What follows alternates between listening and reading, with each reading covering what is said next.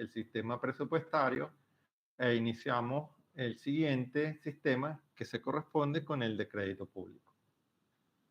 Se decía al principio que cada vez que el legislador va a desarrollar cada uno de los subsistemas, arranca indicando que es un conjunto de principios, normas y procedimientos. En este caso, fíjense que no hay órganos porque el único ente que regula y que ejecuta operaciones de crédito público es a través de la Oficina Nacional de Crédito Público, valga la redundancia.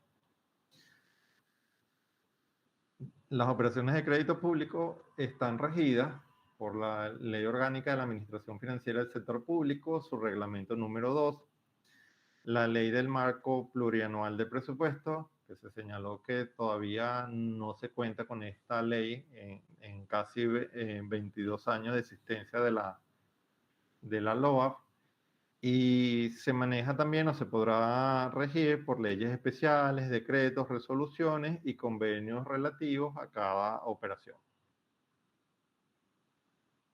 Dentro de lo que es el sistema de crédito público, pues nosotros tenemos que son operaciones de crédito público: la emisión y colocación de títulos, incluidas las letras del tesoro, constitutivos de empréstito o de operaciones de tesorería, la apertura de créditos de cualquier naturaleza, la contratación de obras, servicios, adquisiciones cuyo pago total o parcial se estipule realizar en el transcurso de uno o más ejercicios posteriores a aquel en que se haya causado el objeto del contrato, siempre que la operación comporte un financiamiento, el otorgamiento de garantía, la consolidación, conversión, unificación o cualquier forma de refinanciamiento o reestructuración de la deuda pública existente, y las demás operaciones destinadas a obtener recursos que impliquen financiamiento reembolsable.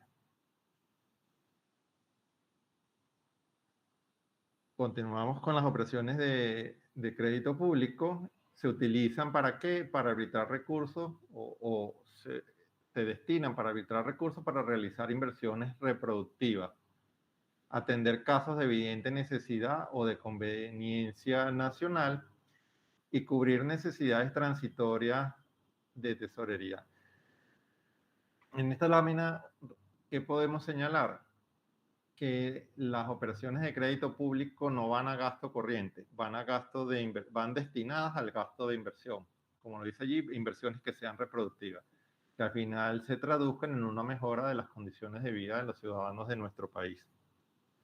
Atender casos de evidente necesidad, pues nos podemos situar en hace 2 años, cuando se inicia la pandemia, pues a través de las operaciones de crédito público, el Ejecutivo Nacional, a través del crédito público, obtenía recursos o podía obtener recursos para cubrir las diversas necesidades que no existían relacionadas con la salud, que no existían previo a la pandemia.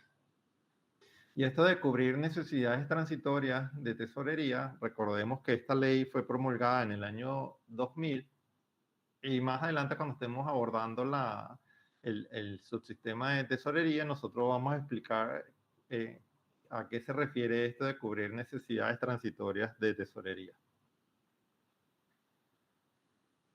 Seguimos entonces. Las operaciones de crédito público generan deuda pública de acuerdo a la residencia legal de sus tenedores. Pueden clasificarse en deuda pública interna si la obligación se contrae en el país, es externa si la obligación se contrae en el extranjero, en función de las obligaciones de su deudor principal, es directa cuando la quiere la República y es indirecta cuando la quiere un ente descentralizado y es avalada por la República. Recordemos que entonces los entes descentralizados son aquellos que están adscritos a los diversos órganos de la República.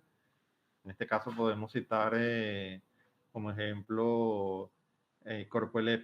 Corpoelec es un ente descentralizado y si va a realizar operaciones de crédito público, entonces el deudor en este caso es Corpoelec, pero la República, por intermedio del Ministerio de Poder Popular para la Energía Eléctrica, es quien avala dicha operación.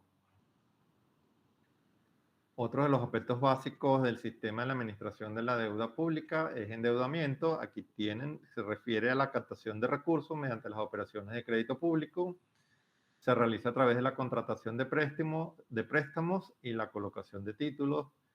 El servicio de la deuda es la atención del servicio de la deuda que comprende el pago de los intereses, comisiones y las amortizaciones de capital, garantías o avales. Y esto es un ejemplo de una tabla que, este es un ejemplo un poco antiguo. Tenemos el proyecto, quién es el ente ejecutor, quién es el financista y cuánto es el monto de contrato. En aquel entonces era el Ministerio de Poder Popular para Transporte Terrestre. Y aquí hacíamos referencia a al ente ejecutor, que en este caso es el Metro de Los Teques, y cuáles eran los proyectos que estaban asociados a él. Caso línea 2, el tambor San Antonio de los Altos, obras civiles, y de la misma línea 2, el tambor San Antonio de los Altos, el sistema Metro de Los Teques, el equipamiento. Nos indica cuál es el financista que va a otorgar esos recursos y el monto de los contratos. Si se fijan en la última columna de la derecha, allí vemos que hay distintos tipos de divisas. Tenemos dólares, tenemos euros y tenemos incluso yenes japoneses. Avanzamos entonces en este sentido.